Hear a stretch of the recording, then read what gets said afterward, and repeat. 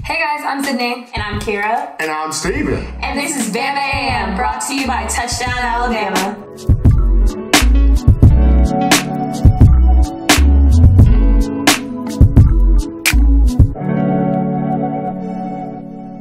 So, unless you live under a rock, last weekend Alabama took on LSU at Tiger Stadium, and just some Nick Saban's wishes, we did kick ass. Seeing that LSU couldn't get a single point.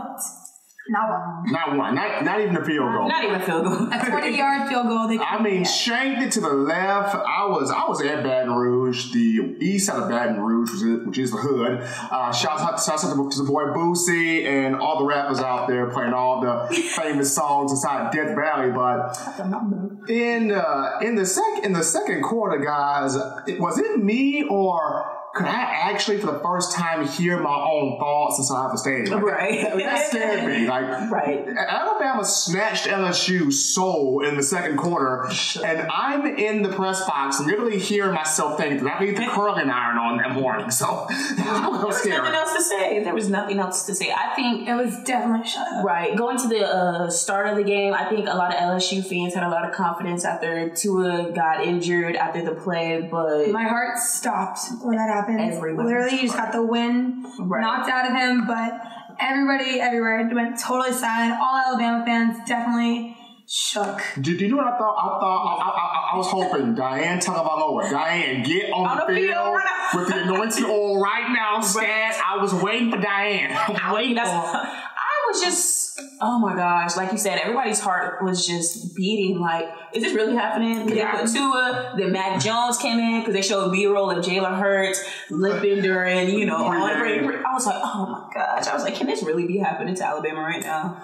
It was crazy, but if you look at it, the entire week, the notion was LSU's defense. They got the smoke. They got the fire. Tua's not ready for this. This is a secondary that Tua has never seen before, but this is an Alabama defense that prides itself on having that smoke. And Quentin Williams, the pride of Birmingham, that boy put his hands on some folks, and Ed Oliver, who? Quentin Williams, top 5 pick, bucket.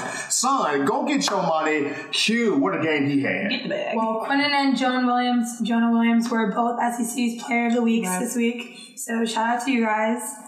But going off of what you said about the defense, I thought LSU's defense was really impressive for us to be 3rd and 18. They were good. But the one thing that a lot of people fail to look at when it comes to LSU, Alabama's offensive line did a great job neutralizing that defensive front. As you can tell, only 1 sack was given up. Yes, Tua was under pressure a few times, but he did find a way to escape the pocket, made some throws, and screw the knee brace. I'm dumping this 44 yards to the house. And poor Devin White's like, I'm going to get him. No, I'm not going to get him. So, as good as LSU's defense put on paper, because they got talent, don't get me wrong, but when you look at Alabama's offensive line, and Brent Key, the O-line coach, was one guy I challenged this week, because there are times I feel like Brent Key's been great, and there are times I feel like, Brent Key, are you trying to not fit Bama, or what is you doing? And in this game, the man earned that paycheck. The offensive line did a smack dab fantastic job at the point of attack, especially in the run game, because Damian Harris and Najee, them was some angry brothers out there. And I was really glad to see us getting back to the running game. I was really glad. Damian Harris had an incredible game. You could just see him on the sideline. Second, I'm ready to go back in. 100-yard game.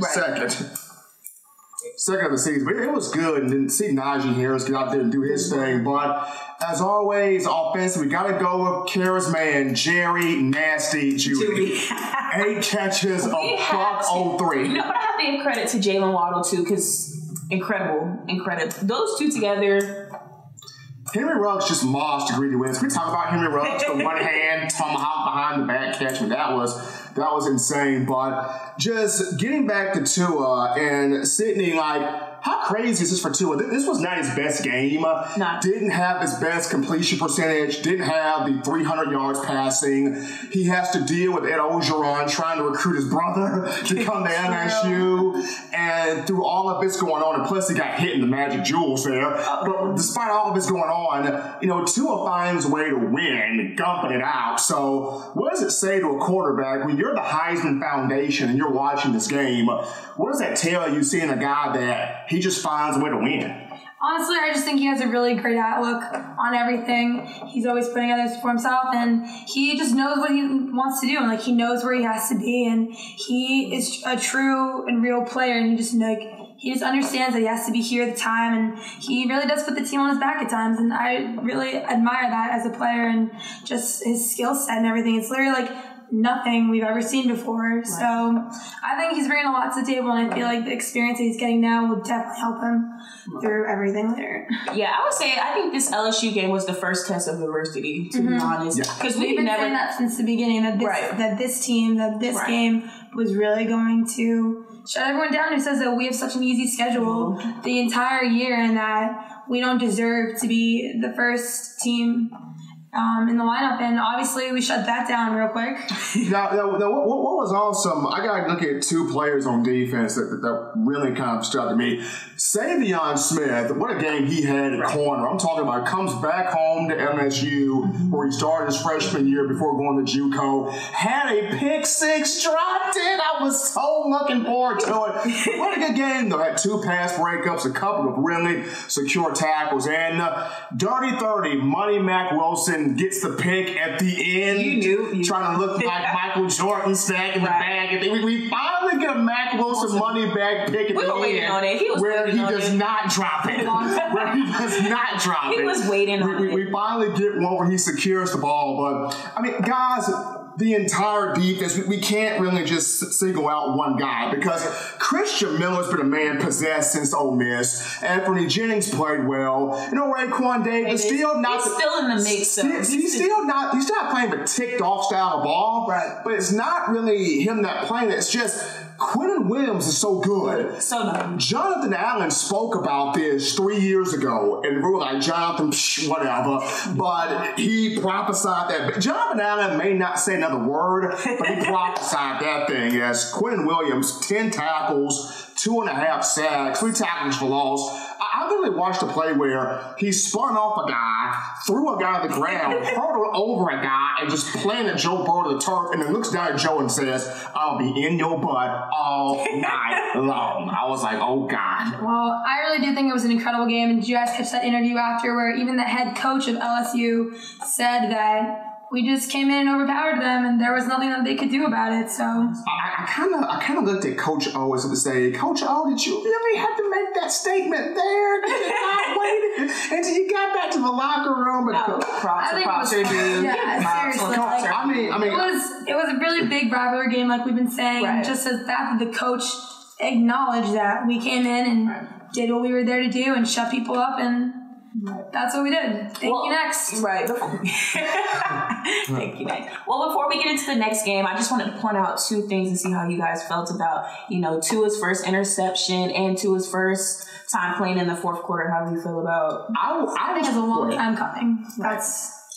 I'll speak to the interception part. I think with that, Tua wanted Jerry Jeudy to cut the route a little bit quicker, and Jerry thought, I'm going to round this thing out, and the ball got thrown with double coverage, but it was going to happen. Right. The fact that Tua played in the fourth quarter, this was something that everybody wanted to see. I don't think it was necessarily needed. It wasn't necessarily needed, but at the same time, when you got Jalen gimping off the field trying to maneuver the ankle, and Mac Jones like, is my hand sweating? Is my hand not sweating? Do I need Puffs Plus? Like, what's going on?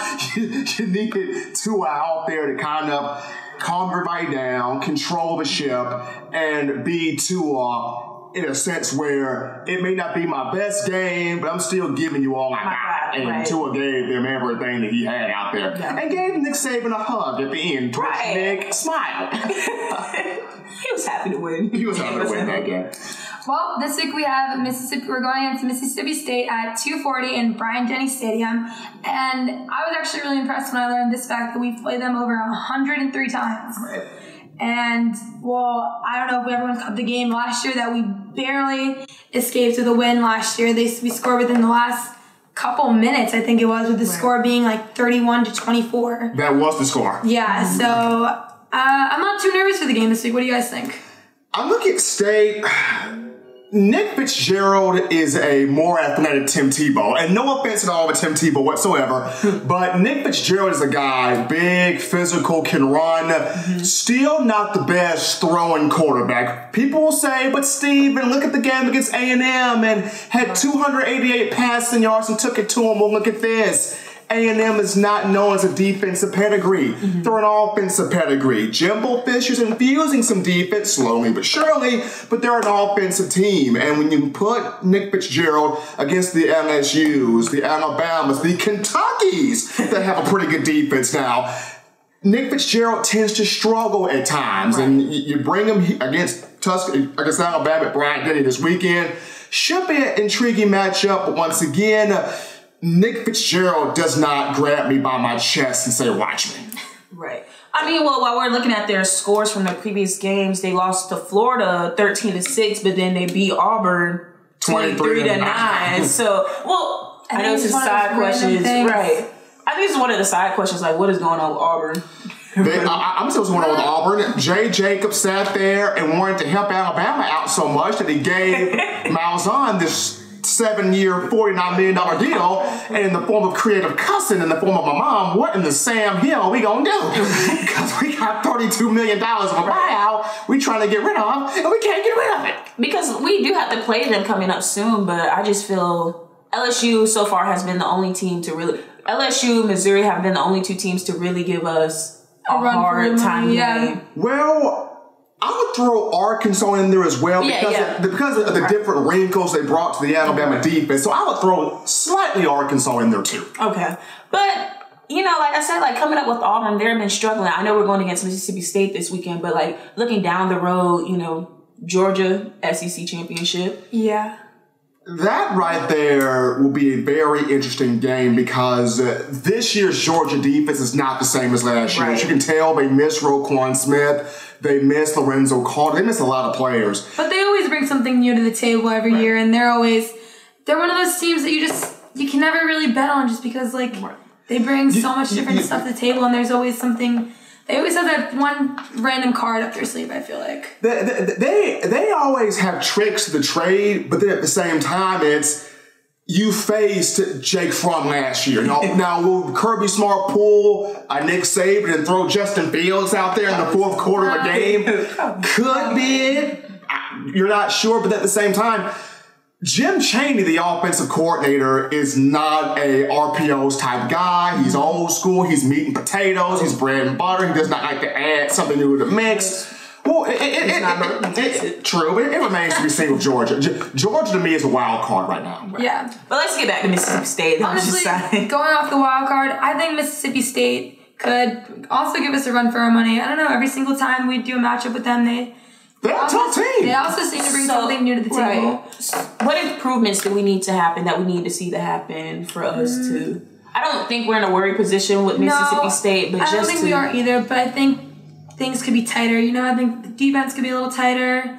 I think even Saban today was talking about how, like, the younger players, they need more experience, and, like, all this is really building up their confidence, but I feel like as the season goes on, they'll be able to bring more to the table. So I think things just need to be, like, tightened up, like, here and there. I think no injuries definitely need to be needed. No injuries in this game. Number 2, penalties tightened up. Number 3, offensive line, build off what you've been doing. You played well against Tennessee. You showed up against LSU. Brent Key, build off what you've been doing.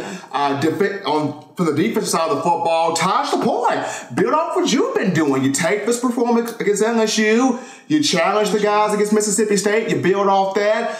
Still waiting for the Raekwon Davis ticked off game. Like we're waiting for the moment where the giant Sequoia 99 just rips somebody's head off and shows the world I'm a Raekwon freaking Davis. So we're still waiting on that moment. What about special teams? I know that was something kind of in LSU that we were. I'll say this: Mike Bernier, the walk-on, you've been the shining light, my man. 2, I think he punted 4 times. He had 2 punts inside the 10, which had the 20. Still waiting on below us to put together 3 consistent games field goal kicking. Jalen Waddle, when they do punt him the ball and when he has room, he's dangerous. Right. He does secure the ball. That's your guy. He does secure the ball for the most points on fair catches. So the only issue on special teams is, dear sweet baby Jesus and Mother Mary, when Will Reichert comes in from Hoover for 2019, please be the kicker. That's all I got to say on that. Well, I guess it's another exciting game to look forward to this weekend. So what's everyone's score predictions as we wrap up here? Oh, God. Khara, please. I'm not going to do mine first. Just because I'm looking at Mississippi State games against Florida, Auburn, Kentucky. I'm like, She said the score from last year, right? I'm like, Your heart attack. 35-20. 35-20. Just because Mississippi State, that last touchdown. Right. Just because Mississippi State, they're very dominant when it comes to defense. So I'm like 35-20 for Khara, Sydney. I don't even know. A lot to know.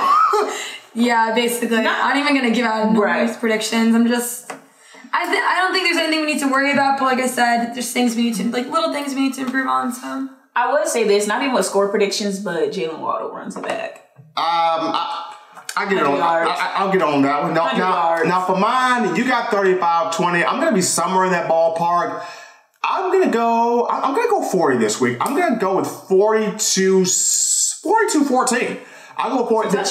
They'll get 2, but I'm still not buying Fitzgerald. I'm not. He has to show me. I'm not buying Nick Fitzgerald. I am. I think every team is really coming out here to show Alabama up. I think LSU did a really good job of that in the first quarter. They were trying to show Alabama up. All these teams are coming to show Alabama. Coming for our blood. You gotta listen to those cowbells. Two are gonna get distracted. Well, they're not. Are they bringing the cowbells? They're bringing the cowbells. Oh, okay. They're bringing it. The most annoying sound in the world. Right. Well, best believe Nick Saban is piping in cowbell noise at practice all week. So they're gonna. If we couldn't hear the call, the bell. But LSU is such a different environment. I mean, to hear that song from Louisiana, like every single place. No.